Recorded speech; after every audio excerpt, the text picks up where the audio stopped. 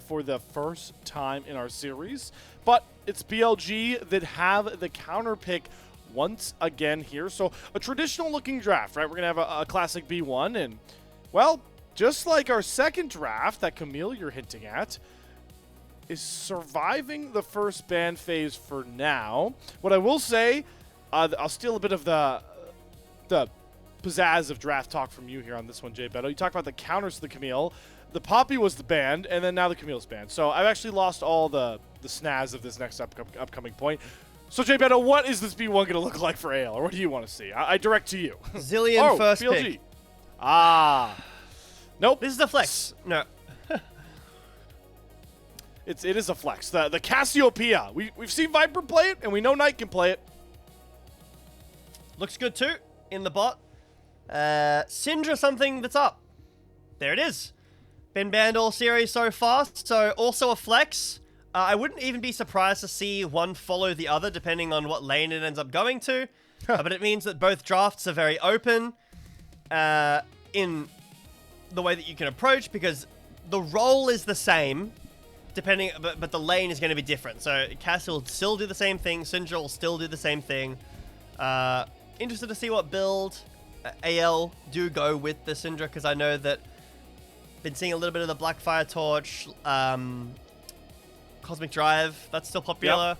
But then I also have been seeing like the Luden's Shadow Flame one shot. That does a lot of damage. I was playing a bit of that. The Bard, really nice here too. Decent into the Cass. This is what we were talking about a bit before. Similar to the comp from last time from AL, you start picking these mages and all. This is a bit early, but still. You start picking the mages and the big purple man Prio rises up very much. And can be decently flexible too, right? You don't necessarily have to get wild and throw it into the bottom lane. But it's not going to be the pick here. Instead, we're going to go with the purple-haired brute, Trundle. So Shun's going to lock that one in. And it looks like they're going to, heed your advice. Yeah, and lock it in. It's not even necessarily for me that Wenbo doesn't necessarily pass the carry check this series, but I also think he looked fine on the Cassante in the game we saw him on and on. So back to your comfort point, JBetto, I think this is the most comfortable spot he'll land on, and they're kind of daring AL and Breathe to be like, all right, well, I can handshake tank v tank, because then Shun's going to be happy with that subjugate. Yep. So this is going to be Caitlyn Bard, most likely. It means that the Syndra will be going into the mid lane. Not for hope. Damage. I think that AL are a lot more comfortable with this bot lane duo. This is very popular. Oh, sorry, a very popular duo, and has been this year as well. Was one of the things that started rising up into Ashe Seraphine that has completely fallen off the face of the planet. But, I mean, bot lanes for BLG this series, I think they need something that's going to fight. So Trundle wants to get in and steal stats from nobody right now, which is a bit unfortunate. But catch someone with a pillar. I know Alk is a massive Trundle fan because of that. Makes sense with the cast too. It is very strong. I think it's a very unique way of starting fights too. Big slow. And you need a bot lane that's going to want to fight with you.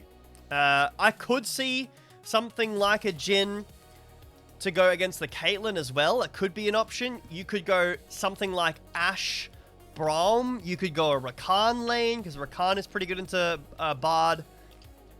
And in the top lane for AL, anything that can like slowly win. Like Renekton's good, Jax is good. You could go, the Zehen is pretty good. Anything like that gets you an advantage, because you've been winning top all series, and I think that you need to continue to do so. AL with their second phase bans are going to pay the Viper tax and ban away the Xerath as well. Before we get this last ban in, what I will say for AL's comp is I do like that they've already kind of punished the Cassio start, right? I always look for, regardless where Cassio's going, how well can a team outrange her? Because that's where she's so deadly, coming into the Cassiopeia. Caitlyn and Syndra both do that pretty well. So I think regardless where this Cassio goes, it's not the easiest game in the world. As the Pantheon would have been the last ban to try and cut down on Tarzan's pool. And Breathe has a decision, right? Am I going to handshake the tank play to bring in sort of a good engaged threat to set up my Bard, my Caitlyn, my Syndra. We'll have to see what Breathe goes with, because we are going to bring Nasus into the fray here, and that is very likely to go into Tarzan's hands. We do not see top lane Nasus in pro play, folks, in case you're wondering. You never know. We could. Anything can happen, that's true. Anything can happen this season, I forgot. It is going to be something like the Ashe.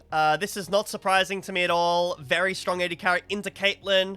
You do get outranged by the autos, but you do a really good job of keeping her at distance, and you can still clear. I think Bard is still good. Seraphine. Okay, so we are going to go with this. See, this is a thing the Caitlyn Bard was played into, which is a bit surprising that we're seeing the Ashe Caitlyn picked up now, but still confident, and I think it's great with Trundle. I think it's great with this fighting style comp that I was talking about. Yeah. This would be a very common answer. This is partly why people stopped playing Ashe Seraphine, is because the Olaf just destroys you. Now, there is a lot of consistent damage to chew through the Olaf with Cassiopeia and the Ashe, so I think that Breathe is going to have to be very careful with how he approaches his fights, because otherwise you're just going to get absolutely melted. The thing with AL's comp is very similar to BLG's comp. In the first game, starting fights is pretty tough. You got Scatter the Weak and a Bard stun or a Bard ult. That's kind of it. Yeah. You've got slows from Wither. That's a possibility too. But BLG have so much team fighting prowess. They've got a great front line with the Cassante and, partly the Trundle. They have no guaranteed engage, but they have Trundle Pillar, they have slows from Cass, the ult from Cass, slows from Ashe Seraphine, the volley, also the arrow for the stun, and obviously the encore, the combo we've seen so much of. I think BLG's comp is really, really good, as long as Olaf doesn't take over the game. I agree. I think running into a Trundle, running into Cassio, running into Ashe is daunting, but like you mentioned, it's what AL are going to have to do in those traditional fight setups. They're not really going to be able to chew through a Cassante. Trundle does have a decent subjugate target in the Nasus, if you're not too familiar with the Nasus in the jungle. Does build a bit more on the tankier side, right? You talk about stuff like Protoplasm, stacking some health, some resistances as well, to be able to fight in the front line for a while. That's something that Shun is going to like. And it really does, aptly as you put it, JBetto, come down to this Olaf. What a spot for Breathe, the new starting top laner for AL, to try and help their squad topple Bilibili Gaming. Here is game 3. Give me those Jayos.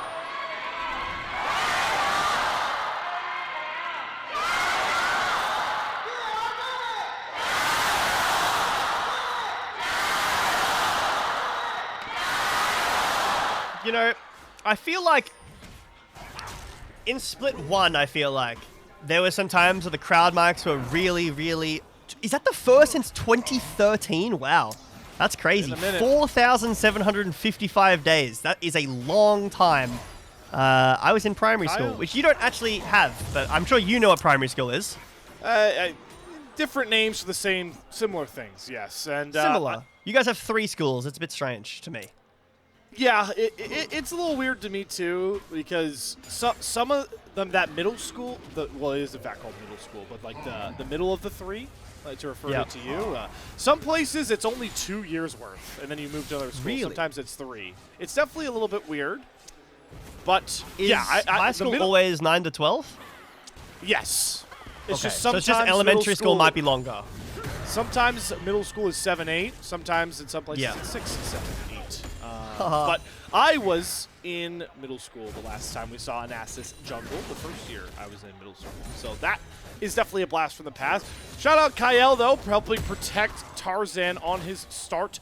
Nasus is definitely very weak in those early clears. Very susceptible to a Trundle they'll want to fight. So, yeah, sure, Hope definitely gets shoved in here by Viper and On, but that was kind of to be expected with the Ashe Seraphine. So, sacrifices have to be made for the King of the Jungle. That's how AL runs. And we're talking about making sure the Olaf doesn't get off to a massive, tear, but if you get there, Nasus can do the same. I saw something about Nasus being more of a mid-game scaler than actually being a hyper-scaler because his mid-game fighting is so much better. And, like, yeah, he does infinitely scale, but realistically, you're not getting there. So it's much more about getting to the mid-game as... I don't know if Tarzan's going to get there if he gets knocked off of his clear like this by Shun, but he again goes forward too far with Shanks coming nearby. Slow's going to land. Scatter, though, will not hit. So Shun having to expend that flash. Both jugglers drop their flashes, but Shun just continuously trying to find Tarzan in his weakest point. Yeah, the Trundle tax, as I like to call it. He walks in, that's his camp, or you have to help. And they do help. Breathe. Wenbo's going to need some help. He's going to flash away from Breathe. On the toe. Or throw of the axe could find that solo kill. He takes a turret shot. Doesn't find it. Both top laners slip away. Kael is level 3. And he's saying what's up to Shun. Trying to take his red buff away. Classic Bard player right here. Just trying to be the biggest nuisance he possibly could be on the map. And, well, Shun's just going to shrug it off. Yeah, very aggressive start to this game, and Wenbo already struggling. It's going to be a tough lane anyway, with the true damage and the ability to chase down. No flash, no ghost on Breathe, and Wenbo has to use his summoners to get back to lane as well. So, ends up living. No blood, despite a lot of bruises around the map so far. The only real lead of any kind is Viper on this Ashe down the bot lane. Also has a pot left, so feeling very comfortable in this lane so far. And already you can see the Bard roaming.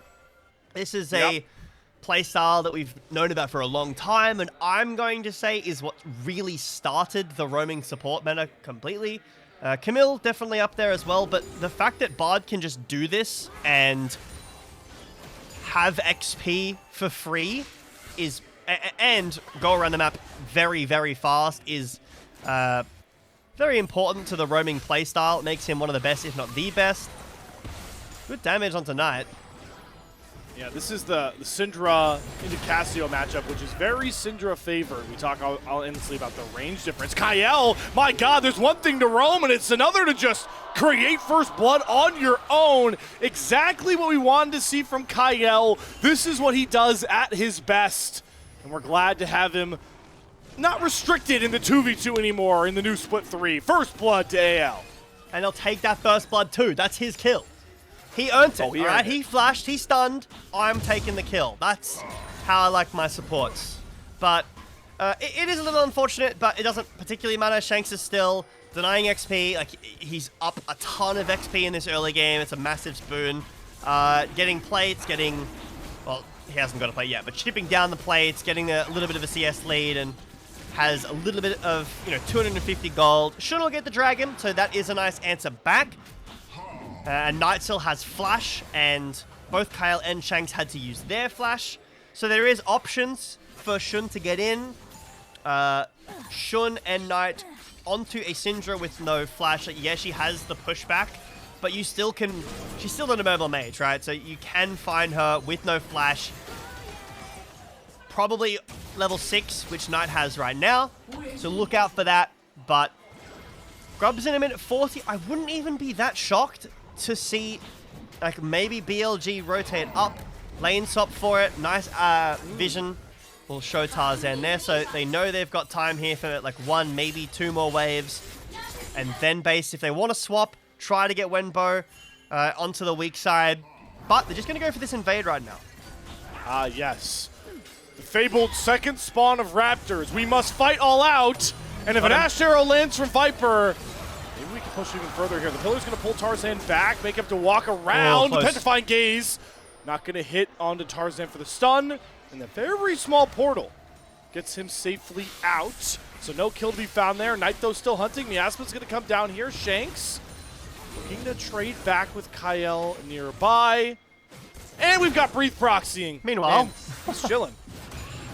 Yeah, he's having a good time. And he's not going to die either. He has ult and Ghost up, so he's very hard to kill. Both AD carries use their adaptive force pots, so that'll be down for any skirmishing after. means, especially with Knight using the Petrifying Gaze, that BLG are probably not looking to get the grub super aggressively, which is a little bit of a concern with Olaf and Nasus and Caitlyn. They're really good with grubs. Yep. So it would be a nice boon to take away. So if AL do want to go there, I believe they would be stronger. They've got the Nasus ult, they've got Ragnarok on Olaf, they've got the Syndra ult now too, and when Kael hits level 6, which probably won't happen while the grubs are up right now. It might happen in a couple of minutes. Flash in from Knight. Flashes for the Miasma. Unleashed Power's going to come back out, but Knight is just going to walk him down. And bot side, Viper's been unleashed. Takes down Hope. Nice double snare from Kael, but he is mincemeat. Double kill over to the BLG bottom lane. Yeah, where's your hard mid lane now? Knight says, I don't care. There's the flash punish onto Shanks. I thought it was going to be with Shun, but instead it's just Knight by himself. No ult. Flashes in Wenbo. Oh. Okay, that's not just me. Yeah, no, that is not just you. That is not an Aussie diff. It is often. I'm guessing it is a lag issue. Don't know if it's Hoya. But Wenbo's getting chased down. He will, in slow motion, flash out of an axe for Breathe, and he'll be fine. But yeah, tragic timing on these tech issues. Oh my gosh! Boy. We are now catching up at massive speed, and hey guys, nothing's wrong. We are back up into the action, and no time for JBetto analysis because I see Shun. Oh boy, onto the grubs. He secured one, and with the help of Knight and On, he should be able to pick up the rest of them. Tarzan and Kael, yep. Just going to channel the recalls. Nice. All right, Jack. A lot of stuff just happened there. Lots. Yeah, and I didn't see any of it. No, I'm kidding. Looked like, hang on. It looks like Wenbo has the adaptive force pot too, so went for an all-in. Actually did a pretty good job. Shun is here on the top side. The adaptive force pot is still ticking, so still got a little bit of that extra AD. We'll take a look back here at this engagement. So that's what it is. It's the Scout of the Week goes down. No flash. Knight feels very confident to flash in when his cooldowns are up. Takes down Shanks very easy. Do we miss this in the bot lane? We might have missed this. What happened here? We saw this. Supportal combat. Oh, yeah. The start of this, though, we definitely missed. It seems like... Oh, yes. Yep. Just bodying Hope. I mean, how else do we describe that? Yeah, I thought we were going to take a look back at the top, which we didn't get to see. But not only that, but I was convinced AL were going to try to get some kind of grubs with their ult advantage, but weren't able to do so at all. BLG, the ones getting grubs, and they're in a great spot. That'll be the Petrifying Gaze. Whoa. I think Knight juked his own team's arrow there. Did you see that? Yeah, it's like a natural reaction, right? I feel like that happens all the time. It does. That always happens to me with like Pantheon ult as an AD carry player. I'm just like, oh god, and then it's just like traumatized. Oh, wait, it's my own Pantheon coming in here or something like that. Well, the one thing we did miss in all those replays was actually that Tarzan came into mid lane, swooped up, and did kill Knight off. So he picked up that coveted kill after Shanks dropped, punished the flashless Knight. So does bring some of the gold back here towards AL, but BLG are back to that, you know, a bit more of what you wanted to see after the Game 2 loss. The synergy between Knight and Viper, and now they're both in, well, one of them's in a great position, another one's in a decent one. Alt's feeling great because he just juked out the Tempered Fate there. Volley Slow's going to stack, and there's the Encore. Nabs Tarzan, pillar down for extra slows. Viper stacked them even further. Fury of the Sand's going to be held onto by Tarzan. He finally pops it, but it's too little too late because Viper has a hail of arrows, and he's got AL's name written on him. Double kill over to Viper. Now 2,000 gold. Had the item spike advantage in that play. The fully completed Stormrazor. And sure, Tarzan will get a Raptors in the top side, but this is BLG this time with 2 dragons, taking down the full bot lane turret as well against the Caitlyn, who wants to be the one pushing the advantage onto these turrets. BLG won't get the dragon as looked like the Shanks was rotating over. So he won't be able to... Yep, won't be able to get that. But it still is an option. Taking a look in at the stacking as Arrow. Let's have a quick check. Snipe! Oh, just misses. 54 stacks on Shanks is pretty good. And I think we're 200 and something on the Nasus. That's not bad. Whoa, Scout of the Week going to go wide there from Shanks and BLG. Nope, not going to look for the chase down. Off their reset, cashing in Viper's gold. They will grab that second dragon, and there's no breathe in the area to contest this any further. So BLG, a stark change from our other games of the series, are all over the early dragons. And there's some pretty delectable ones up for Soul. After this Mountain Drake drops, we should be able to decipher exactly which one that would be. I'm sure an Infernal Soul is on the mind of Viper and Knight. We're due an Infernal Soul, I think. Let's have a look. Damn. I mean, that's really good for Seraphine, Trundle, Cassandre. Yeah. It's great for Nasus as well.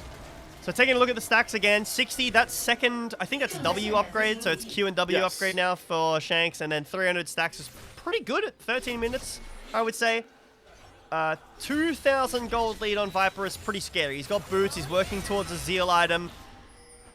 There's basically no way AL can fight if Viper is there, and Viper will always be there, and then On will always be there too. This is the team fighting that we were talking about in draft. The Encore is so devastating, and the only real way to break this in this game is hitting a Tempered Fate, which missed in the last fight. That's what made On go in. Or getting Breathe out of lane and allowing him to ult and ghost and run through the entire team and kill the Ashe and maybe the Cass. And that hasn't happened yet. It's too early for him to do that. So right now, AL are just suffering. They are in an uncomfortable spot.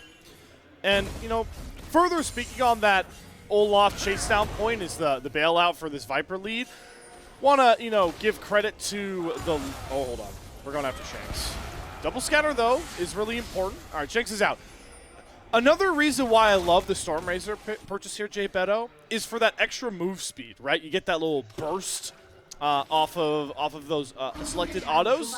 Yep. Again, you talked about when we had the Cloud Soul in Game 2. Movement speed is one of the most underrated and most important defensive stats, and it's going to be important for Viper to get that extra bit of distance with something like a Stormrazor's, win an Olaf, and when an Nasus is running him down. So small things like that can really amount to a lot later on. It can be an aggressive stat too, you know, if you're chasing down a comp that doesn't have a lot of mobility, like the one we're looking at. None of them have dashes, Caitlyn has the net, whatever. But speaking of movement speed as well, Leo, this Shirelia's picked up for On, has the movement speed from the W as well, and Phantom Dancer just picked up from Viper, also have some movement speed. So these guys are going to be really fast in their team fight. This is similar to like an Enchanter Xin Zhao situation where you are buffing the Ashe, sure, but you are buffing the Trundle to get in there and wreak havoc on the team. There is enough damage to take down the Trundle for sure, but he's going to do probably more damage to you than just killing him is going to do to his team. And of course, Shun is very happy to see Tarzan atomizing for those tank stats. We have the Herald being started here by Shun. Blast Cone gets them close to Knight, but no tether comes across there from Kael. You see the shortcomings of this AL comp from draft. That reliable CC isn't there to kick off fights, to find picks. They have to look for things like Temper Fate or Scatter the Weak. Both them used at the same time, and they, well, for now get Viper's Flash. So that is a good omen for later, but nothing much more than that. Yeah, Knight in the top lane, bit unsafe. So does have the Flash, like you said, but it's going to take AL revisiting to get anything from that, and that is a possibility, but we're 16 minutes in, haven't seen a Tempered Fate land yet, haven't really seen AL use any of their catch positively. The minions gave it away. Tarzan's coming up now too. Yeah, Knight in a bit of trouble here. Sky of the Week's going to land first, and there's the Wither down. Fury of the Sands channel. Knight's trying to TP out, but DK drops the hammer. Tarzan gets himself another kill. What's the plus? How is it? 12? 12 stacks per kill? Yep, plus 12, baby. That's a lot. So they actually do end up punishing the Flash basically immediately. Well played from AL. But again, you're still losing more on the other side of the map with Viper pushing in, getting a bigger lead, and Seraphine loves gold too. You've got the Herald that Shun can use at any time, and it's going to be Chemtech Soul Point in 50 seconds if you can't show up and actually take a team fight. Yes, you get the kill, you get the tower in the top lane, that's great, but you need to come down here and take a fight. Tarzan has 400 stacks. If he's able to get another item here, that would be great. Shanks is also at 80 stacks, so this is 3 abilities upgraded. He's just waiting on 100 for his ult. As long as Knight isn't caught here, they shouldn't lose too much, and honestly, AL might even be too late to the play down in bot side unless Tarzan can get down there right now. It's 20 seconds until the time, and I don't think they're going to be the white flag. Yeah, I mean, he's going towards his Gromp.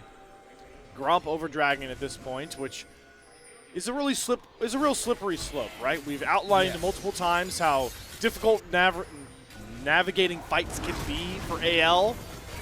That gets compounded on when you have to think about walking into this bottom river in, 5 minutes time after this Dragon drops, because you certainly have to contest that Chemtech Soul. So, slippery future outlook here for AL and that Drake stacking. Chemtech Soul could be BLG's at 23.5 minutes.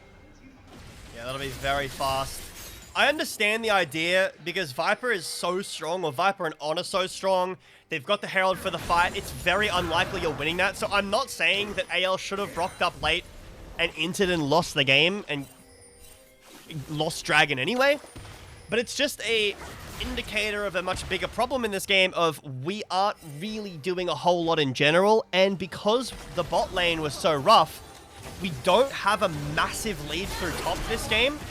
Ooh, Kael, what a find! Flash bind into the Tempered Fate. Encore gonna come out, but it only grabs Kael because Shanks flashed over it. Hope gets the big shutdown. Soon will bite down onto Kael for a trade, but steps on a trap, and it's gonna be a double up for Hope. A huge lifeline to the Pandas. They get the coveted shutdown.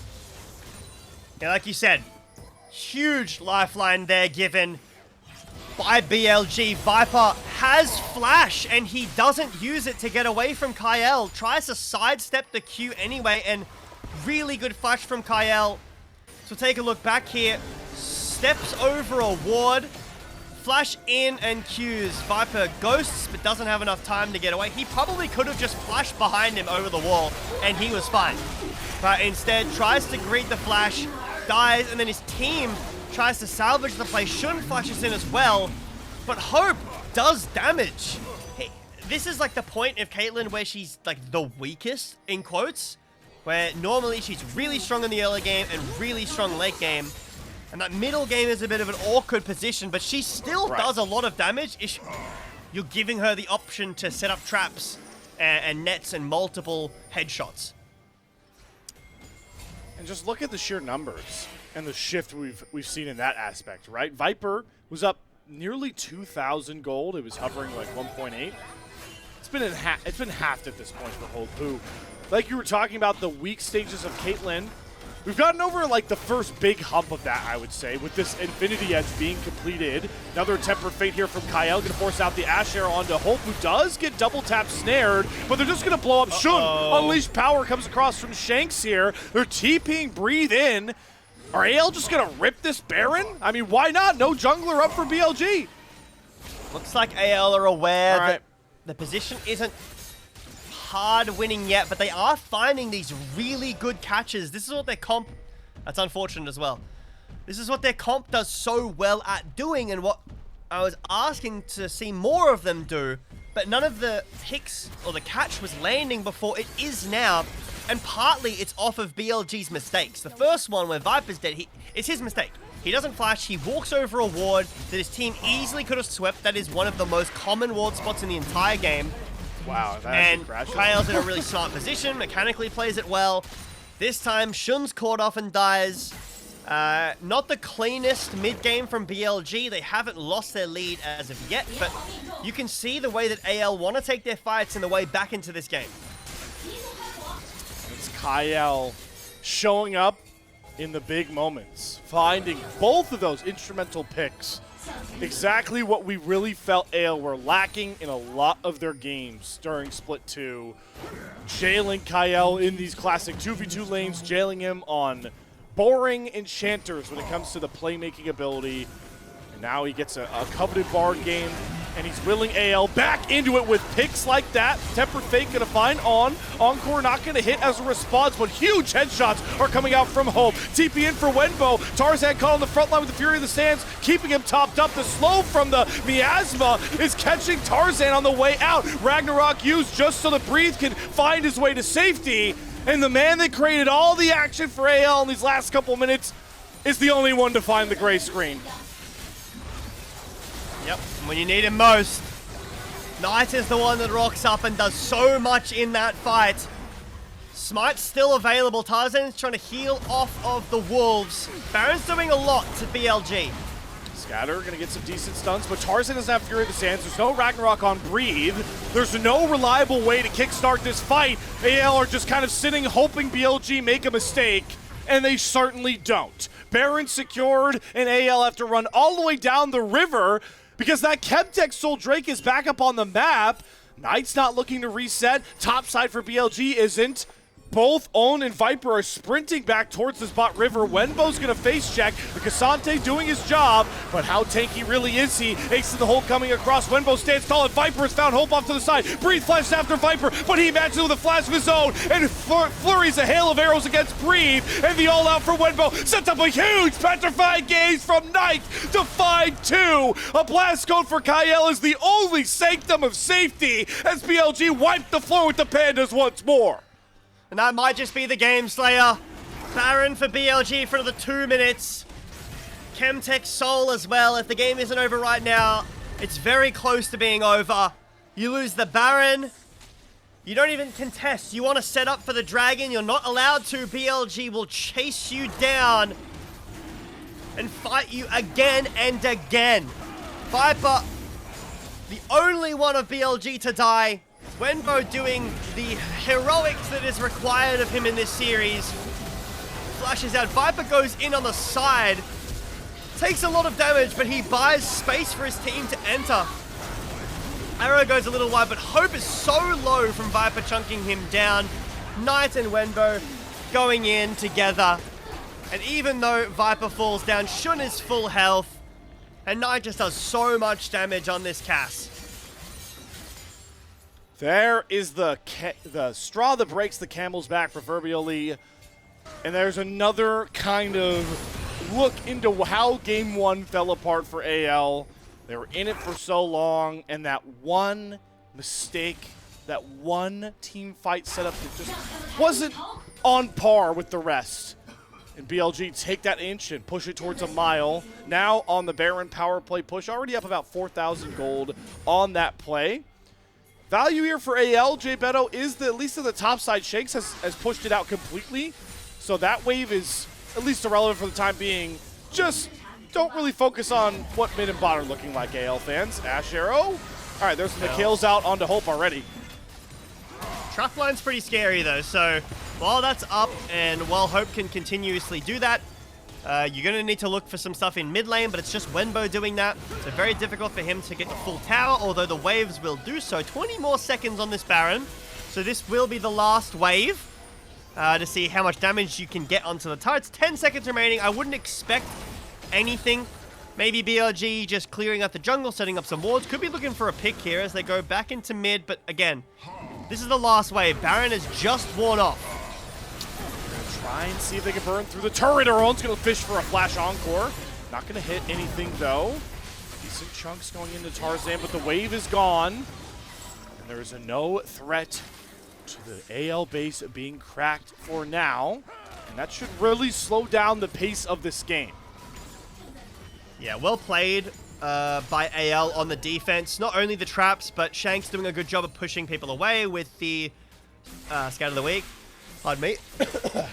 And also juking out the members of AL that juked out the Encore.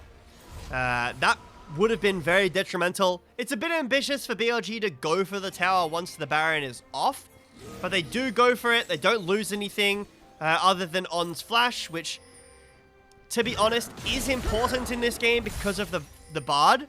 But if he can stand at the back and get an Encore through his whole team, it probably won't really end up mattering if he has the flash or not.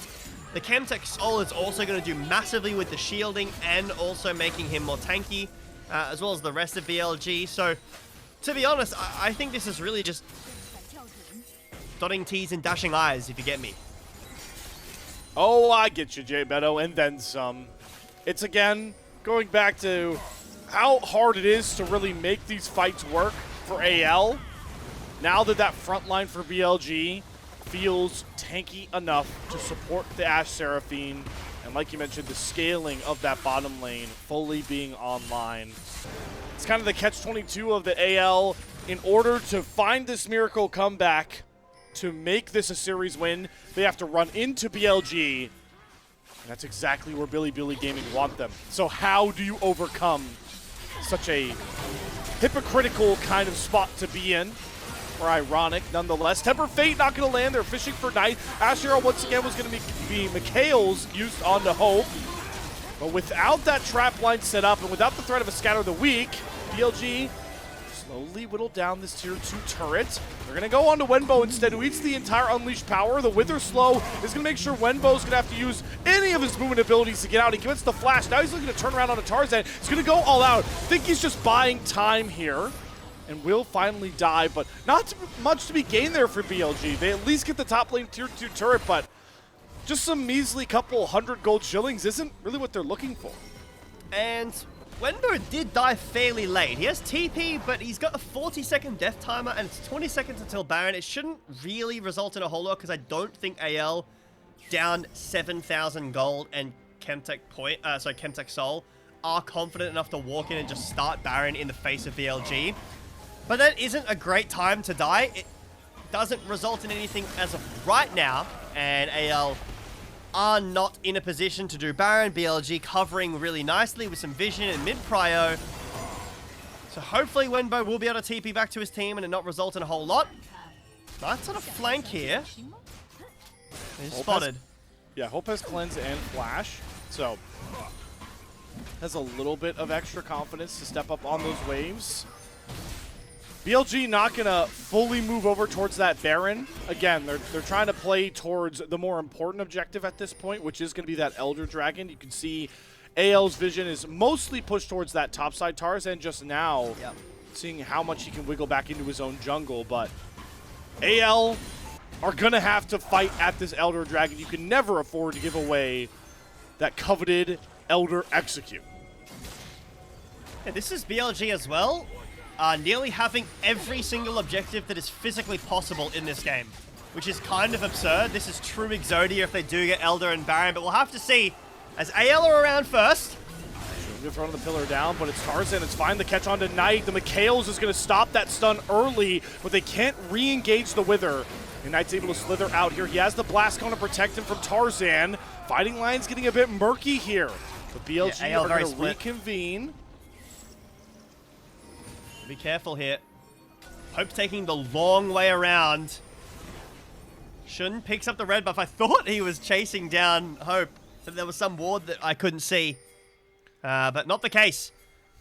BLG playing it slow and methodical, and the problem here is look at where AL is. At any point, BLG, if AL reset, can just go Baron.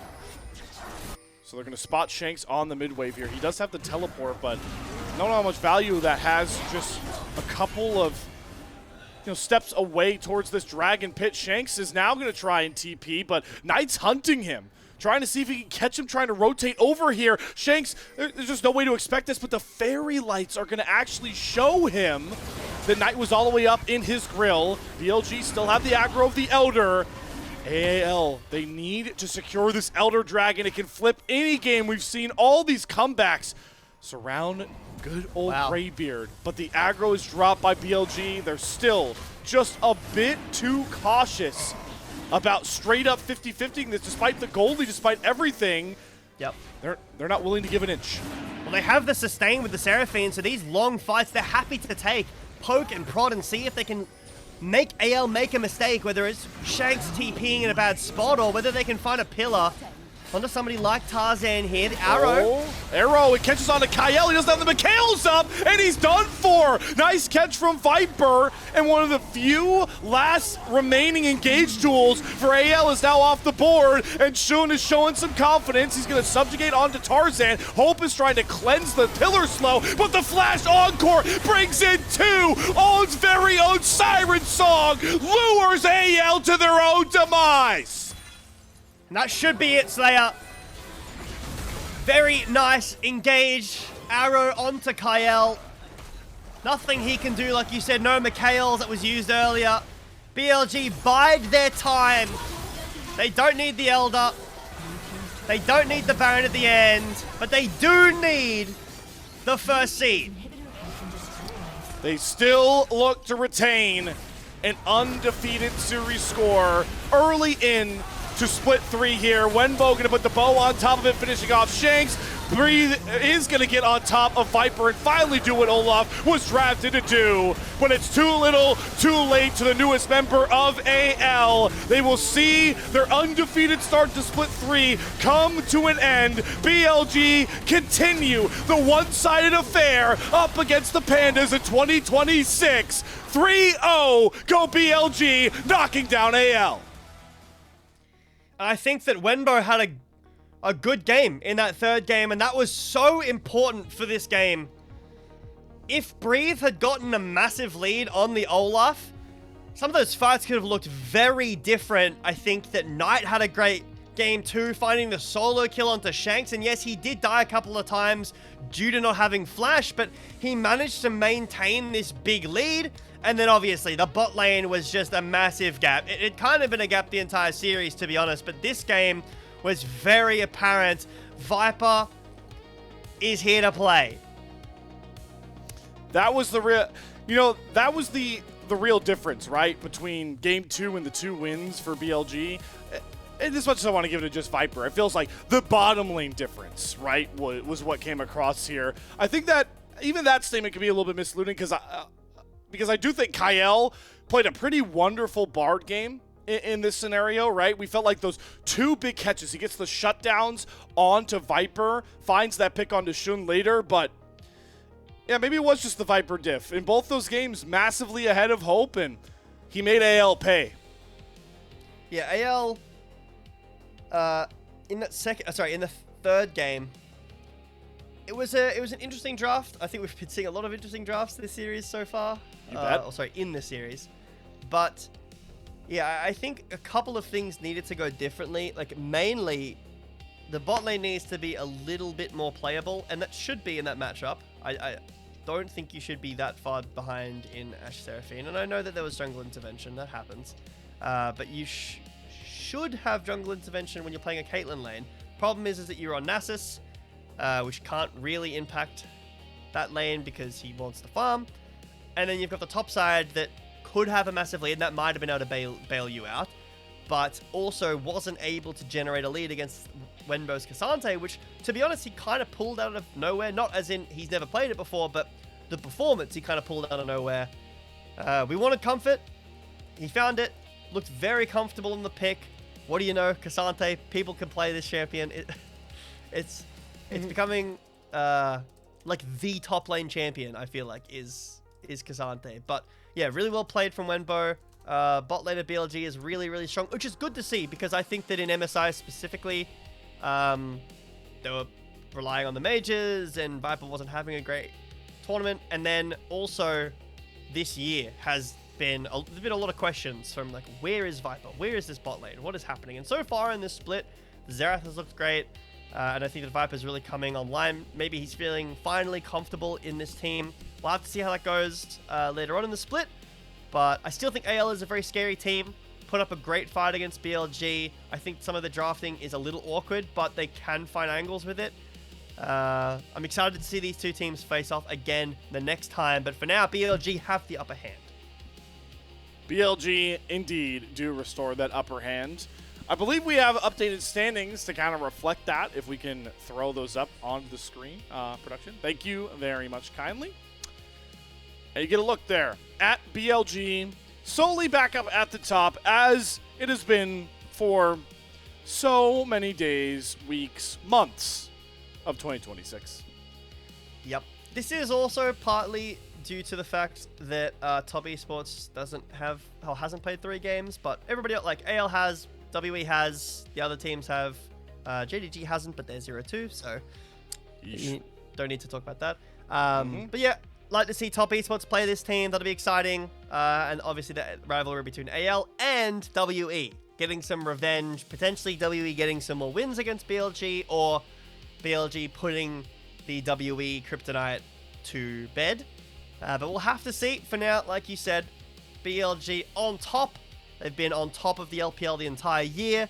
And they've been on top of the world for all but one game. Or one series. One game, yeah. But, you know, as important as it is for BLG to, you know, come back to the league, start red hot like they have, essentially 3-0. You know, they have actually dropped a lot of single games. You can see in the game score. That's kind of the thing that may be a bit bitter about the sweet taste of victory here for BLG fans, is that this team it may be an obvious statement to make here, JBetto, that they're going to look a bit, you know, different without Bin being there, but it definitely feels like this team is, in this iteration, is still a bit of a stopgap to allow the org, the management, to figure out what the heck is going on behind the scenes, because Wenbo definitely doesn't pass the carry check that the team definitely tried to give him in this series, right? They made an effort to give him an Mbessa angle. It doesn't work out. The Gwen fell flat as well. This team obviously isn't going to be a reliable challenger at Worlds with this current look roster, but Wenbo's performances, I would even go to take it a step further, that this could get even more murky for potential best of fives, potential playoffs later down the line here in Split 3 for BLG. Yeah. There does need to be some improvements if Wenbo is going to stay on this roster, for sure. And obviously that can happen. He's surrounded by experience. And he's not as tenured as other top laners in League, so it stands to reason that he would suffer. But I agree, especially internationally, I worry, because there are some very, very good top laners out there that are incredibly experienced and good at punishing people who are not experienced. But for now, BLG maintained their lead atop the LPL and Group Send. And I think that for the most part, if they're going to continue to experiment with drafting like this, I like it. I think that it's a good idea to do. I'm not sure if it's fully done, but they're like guaranteed qualified for Worlds, I believe. Or they're close for it. If they make playoffs, they're guaranteed. Yeah. So, I mean, at this rate, right? Like already 3-0 out the gate. Yeah. They're already getting close to virtually locking Worlds, which I'm sure, you know, like you're talking about, speaks to the fact that they will treat some of these series and be willing to experiment. I think it's not, we don't know for sure, but looking at that Game 2 draft, safe assumption that they were experimenting with the fact that the series wasn't on the line and wanted to try some things. And you can respect that with how much work they've already put in with the first 2 splits to nearly earn that world spot this early into our final split. Yeah, I think it's important. I don't, that's not at all a criticism. I think it's something that you should do, especially coming up to the most important tournament. Oh, that's not a great flash from Hope. I didn't even see that. That is really, really bad. But coming up to the most important tournament of the year, if the meta stays or is similar enough that you can play this stuff and it be good. And to my knowledge, Riot hasn't said anything, I could be wrong, about drastically changing the bot lane to make it be marksman only. Yeah. So getting practice on this stuff is a good idea. Getting your flexes around, and I still think that draft in Game 2 was a good draft. It just didn't pan out. Internationally as well, like a lot of different teams in different regions are doing the same thing, are playing Silas bot or a Kali bot like we saw tonight, or like the majors that Viper's been picking. And it will be Viper player of the game for this game. I think that's pretty easy to say. I would vote him player of the series, to be honest. I think he had a great series. And it's not just ADC bias, although maybe a little. It's definitely a little bit coming from me. I got to be real. I'll always have a little bit of that bias for my boy Viper over there. And, you know, I agree with you. We kind of felt like he deserved player of the game for game 1, which was obviously a BLG win. And he earns it here for game 3. See that he ends up grabbing 6 of the 8 votes there. So congratulations there to Viper, who is very funny, right? The first couple series, we saw the mages pop off. You shout out the Xerath, right? This series, he performs best on Ezreal and Ashe. So it's just kind of a nice reminder to everybody that for all of this, Viper's a really good mage bot player. He's played crazy stuff before in the past. He can do it whenever he really wants to. Kind of just shows how much of a complete AD carry Viper is. And maybe give us a moment to appreciate him, that he can look as mechanically gifted on these marksmen like we know him to be. And then he can pull out the mages and look and easily adapt to a very different meta at such a high level. And of course, with the Viper plays going on, he earns the player of the match. It looks so weird. It's like, oh yeah, what? Who's that in the middle? That's a bug, right? That's a mistake, surely. Yeah, I think that it's great for the game from a viewership perspective that these, like, you can play both, right? That it's not just it's Mel Ziggs every game, no Fearless, and you're just picking it every game, and that would be boring. But we're not. We didn't see any Mel or any Ziggs this game, which I don't think is super boring. I'm just saying. But some people have been complaining about it, so didn't see any of that. Saw some AD carries, get to see some fun mages sometimes, and Viper is kind of the premier guy, at least in the LPL, to bring out these picks. I'm keen to see what BLG continue doing with their drafting in the future. But for now, it's been some AD carries and a Kael. And a Kael. That's Viper's day today. Ezreal shift looked phenomenal. Ashe shift looked phenomenal. And then we'll let you guys judge the Akali game here. That will, though. Yeah, exactly. That will close out our opening week of what will be a pretty quick regular split here in the LPL. BLG are going to be one of 2 undefeated teams, one of only with 3 series completed. But before we conclude this very long day of awesome games, our 7-game day in our first week of the LPL, we have some very important thank yous to give out here at JBetto. So I would like to say from the bottom of my heart, thank you very much to our Elite Coffee supporters, Aaron Soup, Mong, Gelati, and Andrea Durant. Their pledged financial contributions help level up the broadcast and give back to the cast and crew who strive to give you an English LPL product every single day. You, of course, can support us on Coffee. Doesn't even have to be that elite tier unless you'd like to hear us shout out your lovely name.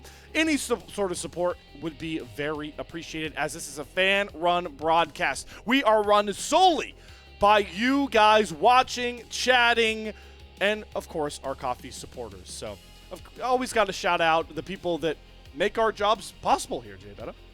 Yep, it's very nice. It's an honor to be able to bring these games to people who want to watch, and it is very humbling to get anything for it, because I know a lot of people put in a lot of time, and you guys are suffering a lot less than I am with the time. So yeah, thank you everyone for watching. It's very cool.